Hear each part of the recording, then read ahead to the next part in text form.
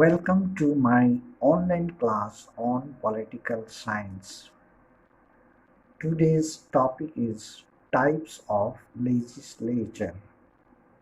Types of legislature. व्यवस्थापिका के प्रकार. As we know that there are three organs of government.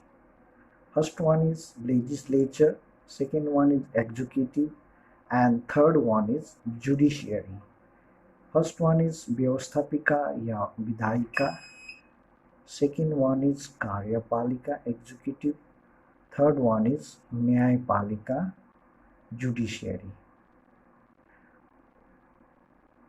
With the help of these three organs, governments carry its work. There are two types of legislature. Unicameral legislature, bicameral legislature. Unicameral legislature एकात्मक व्यवस्थापिका, bicameral legislature द्विसदनात्मक व्यवस्थापिका. What is unicameral legislature? एक सदनात्मक व्यवस्थापिका क्या है? जिस व्यवस्थापिका में एक ही सदन होते हैं उसे एकात्मक व्यवस्थापिका कहा जाता है. जैसे उदाहरण के लिए चीन, हंगरी, यहाँ की व्यवस्थापिका में केवल एक सदन है और वह निम्न सदन. Unicameral legislature where there is only one house exist in the legislature. Bicameral legislature द्विसदनात्मक व्यवस्था, जिस व्यवस्थापिका में दो सदन होते हैं उसे द्विसदनात्मक व्यवस्थापिका कहा जाता है. Bicameral legislature where there is two houses in the legislature. There are two houses in the legislature. That is, first one is lower house and second one is upper house. Examples are India, USA, Britain, where there is two houses in the legislature. If there is two houses in the legislature, then we can say that type of legislature is bicameral legislature.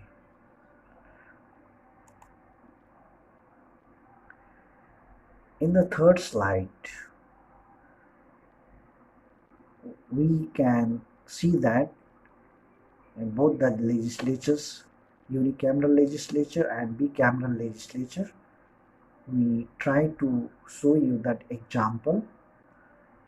Unicameral legislature, as I have said that China, in the China there is only one house in the legislature and that house is known as National People.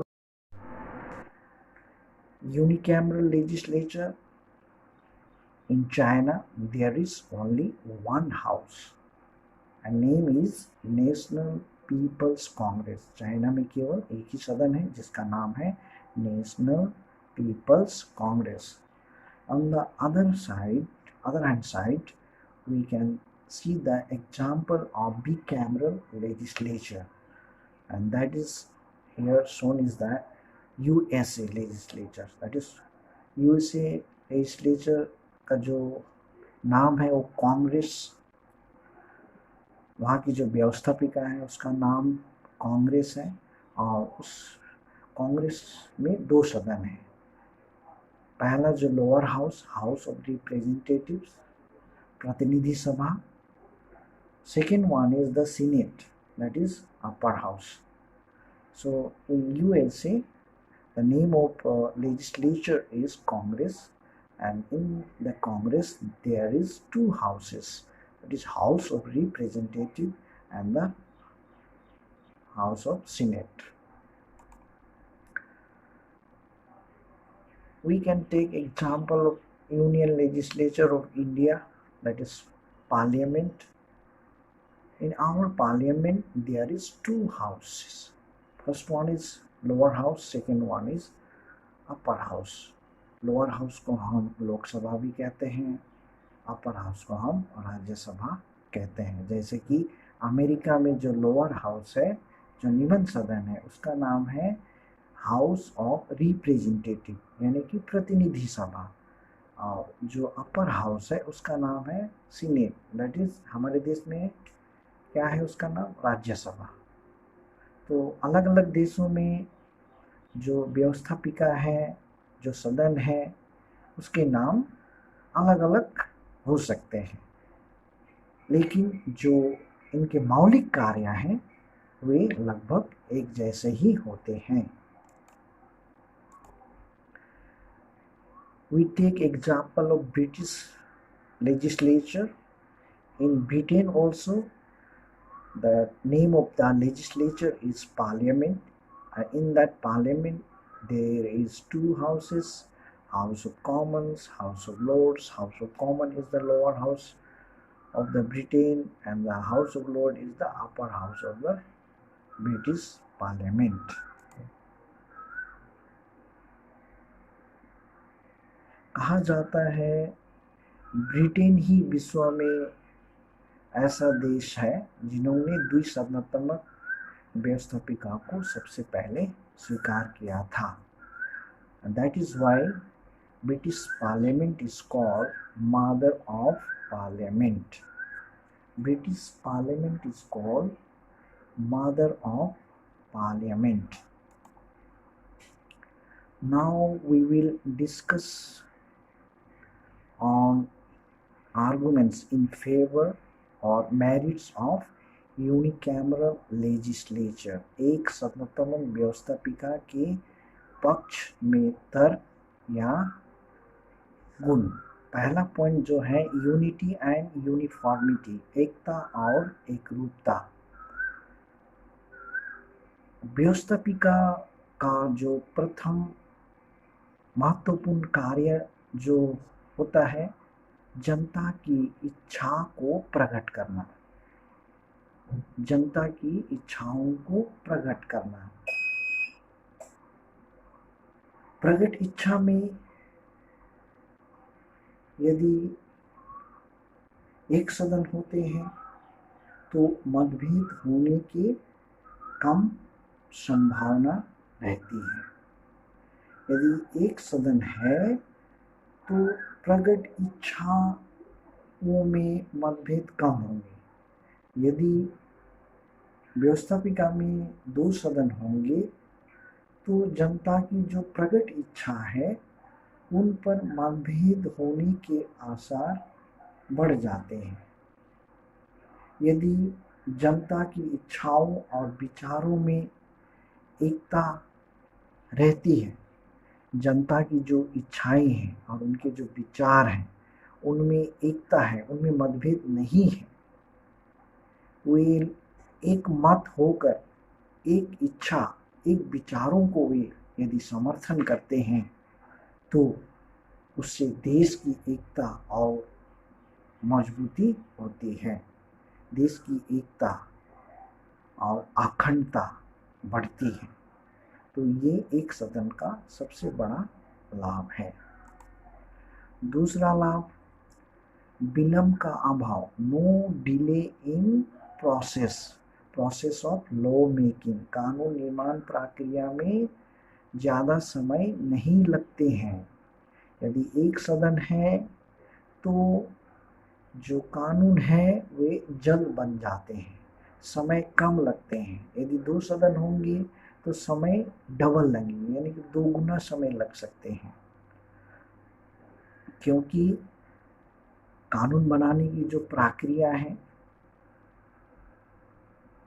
उसमें बहस होती है, बहस होने के बाद उस पर मतदान होते हैं, मतदान होने के बाद में उसकी स्वीकृति दी जाती है। स्वीकृति देने के बाद या तो प्रेसिडेंट हो या तो चांसलर हो, उन या तो जो कार्यपालिका के जो अध्यक्ष होते हैं उन पर हस्ताक्षर होना अनिवार्य होता है। तो 2 सदन होने से जो प्रक्रिया है या प्रक्रिया लंबी हो जाती है, लेकिन एक सदन होने से ये प्रक्रिया घट जाती है और जल्द से जल्द कानून देश के लिए पारित किए जा सकते हैं। तीसरा लाभ, व्यय में कमी। एक सदन होने से एक सदन सरकार को एक सदन का जो खर्च है वो उठाना पड़ता है। यदि 2 सदन होंगे तो दोनों सदनों का जो व्यय है, खर्च है, सरकार को उठानी पड़ती है। हम जानते हैं सदन में हमारे चुने हुए प्रतिनिधिगण जाते हैं, उनका जो तनख्वाह है, उनका जो भत्ता है, उनका जो पेंशन है, आने जाने का खर्च है, खाने का खर्च है, बहुत सारे खर्च सरकार को उठानी पड़ती हैं। और जब 2 सदन होंगे तो वो जो खर्च है वो दोगुनी हो जाती है और इससे देश का जो व्यय है वो बढ़ जाता है। यदि एक सदन होंगे तो खर्च हम देखेंगे तो 50 से 60% तक खर्च बच जाता है या कम हो जाता है और उस बचे हुए यदि पैसे बचते हैं तो देश की उन्नति में उन पैसों को खर्च किया जा सकता है और देश को आगे बढ़ाया जा सकता है। फोर्थ जो लाभ है, जनता का सच्चा प्रतिनिधित्व। एक सदन होते हैं तो वह निमन हाउस होता है, निमन सदन होता है और हम सभी जानते हैं निमन सदन जनता का सदन होता है और उसमें निर्वाचित सदस्य ही जा सकते हैं। और जब वे निर्वाचित सदस्य वहाँ जाते हैं तो जनता की इच्छाओं को रखने का, प्रकट करने का शुभ अवसर उन्हें प्राप्त हो जाता है। पांचवा जो पॉइंट है, सेंस ऑफ रेस्पॉन्सिबिलिटी, उत्तरदायित्व की भावना। एक सदन होने से प्रतिनिधिगण अपने दायित्वों से मुंह नहीं मोड़ सकते हैं। एक सदन होने से जो निर्वाचित सदस्यगण होते हैं वे अपने दायित्वों से पीछे नहीं हट सकते हैं, क्योंकि उनके पास प्रथम सदन के अलावा दूसरा कोई विकल्प उनके पास नहीं होते हैं। जो भी करना होता है वे प्रथम सदन में ही उन्हें करने पड़ते हैं। वे अपने कार्यों को दूसरों पर नहीं टाल सकते हैं, यानी कि जो जिम्मेदारी से उनको उस सदन के लिए चुना जाता है या भेजे जाते हैं, उन कार्यों को वे जिन कार्यों को करने के लिए उनको प्रथम सदन में भेजा जाता है, उन कार्यों को करने के लिए वे लोग मजबूर हैं। वे अपने उत्तरदायित्वों से वाकिफ रहते हैं, क्योंकि उनके पास कोई दूसरा विकल्प है ही नहीं। वे अपने कार्यों को दूसरों पर नहीं टाल सकते हैं, क्योंकि वहाँ द्वितीय सदन है ही नहीं। इसीलिए उन्हें अपने उत्तरदायित्व का ज्ञान भाली भांति होता है। वे अपने उत्तरदायित्वों से पीछे नहीं हट सकते हैं, क्योंकि उन्हें उनके पास अपने उत्तरदायित्व से पीछे हटने के लिए कोई विकल्प या कोई द्वितीय सदन नहीं होता है। हम अगले स्लाइड पर जाएंगे। अगले स्लाइड पर इसके जो अवगुण है, इसके विपक्ष में तर्क। फर्स्ट वन इज डिक्टेटरशिप, निरंकुशता। निरंकुशता का अर्थ है जिस पर हम अंकुश नहीं लगा सकते हैं। एक सदन होंगे तो वह सदन निरंकुश बन सकता है, स्वेच्छाचारी बन सकता है, अपने मनमौजी से काम कर सकता है, क्योंकि उनके ऊपर किसी प्रकार का कोई नियंत्रण नहीं होता है। वे अपने इच्छा से, अपने विचार से किसी प्रकार का कानून को पारित करने में सक्षम हो सकते हैं। या वह कानून जनता के पक्ष में हो, या जनता के पक्ष में होने से तो अच्छी बात है, लेकिन कोई कानून जिससे जनता की हानि होती है, जनता की हानि होगी, वैसे कानूनों को भी वे पारित करने में सक्षम हो सकते हैं। दूसरा जो अवगुण है चांसेस ऑफ अनकरेक्शन, त्रुटियां रहने की संभावना। एक सदन होने से कानून जो बनाने की जो प्रक्रिया होती है वो बहुत जल्दी होती है। जो विधायक होते हैं, जो प्रस्तावित जो कानून होते हैं, उन पर बहस करने का ज़्यादा समय नहीं होता है। कानूनों के बहुत सारे पहलुएं होते हैं, बहुत सारे जो अंदरूनी जो पॉइंट्स होते हैं, बिंदुएं होते हैं, उन पर विचार करने का ज़्यादा समय व्यवस्थापिका वालों को नहीं मिलता है, और जिसके कारण से कानून जल्दबाजी में पारित हो जाती है। यदि कोई कानून जल्दबाजी में पारित हो जाती है तो उसके दुर्गमी परिणाम खराब निकल सकते हैं, दूरगामी परिणाम गलत निकल सकते हैं। तो इस प्रकार से कानूनों में गलत होना, कानूनों में त्रुटियां होने की संभावना ज़्यादा रहती है, क्योंकि दो सदन होंगे तो दोनों सदनों में विधायक को पारित करना होता है। मान लीजिए प्रथम सदन में बहस हुई, बहस होने के बाद उस पर मतदान होते हैं, उन पर विस्तार पूर्वक चर्चा की जाती है। चर्चा होने के बाद जो विधायक है उसके गुण अवगुणों पर निष्कर्ष निकाला जाता है। फिर एक सदन से पारित होने पर द्वितीय सदन में उसको भेजा जाता है। द्वितीय सदन में भी उस विधायक के ऊपर में विस्तार पूर्वक चर्चा होती है, कानूनों के लाभ हानियों के ऊपर में विचार विमर्श किए जाते हैं, तभी जा करके वो कानून बनती है। लेकिन एक सदन होने से ये सब जो क्रियाएं हैं, ये सब जो प्रक्रिया हैं, एक सदन में नहीं मिलती है, इसलिए कानून में त्रुटियां रहने की संभावना ज़्यादा होती है। तीसरा जो है शासन में शिथिलता, एडमिनिस्ट्रेटिव प्रॉब्लम। एक सदन होंगे तो कानूनों में कानून जल्द से जल्द बनाए जा सकते हैं, कानूनों में जल्द से जल्द परिवर्तन किए जा सकते हैं। यदि इस प्रकार से होंगे तो जो कार्यपालिका है, कार्यपालिका को कानून को कार्यान्वित करने में बहुत सारी समस्याओं का सामना करना पड़ सकती है, क्योंकि कानून बनाने वाले बनाते जाते हैं, बनाने के बाद में उसको कार्यपालिका को सौंपा जाता है। और कानूनों को जल्द परिवर्तन करना या जल्द से कानून लाया जाना, इसमें दिक्कत प्रशासन वालों को आते हैं, क्योंकि उन्हें वर्तमान समय के साथ तालमेल रख करके कानूनों को कार्यान्वित करना होता है। कल कुछ कानून और था, आज कुछ कानून और हो गया, यानी कि तुरंत कानून में परिवर्तन। तो इसमें प्रशासनिक संकट, प्रशासनिक शिथिलता आ सकती है। चौथा जो है comparatively less in political knowledge.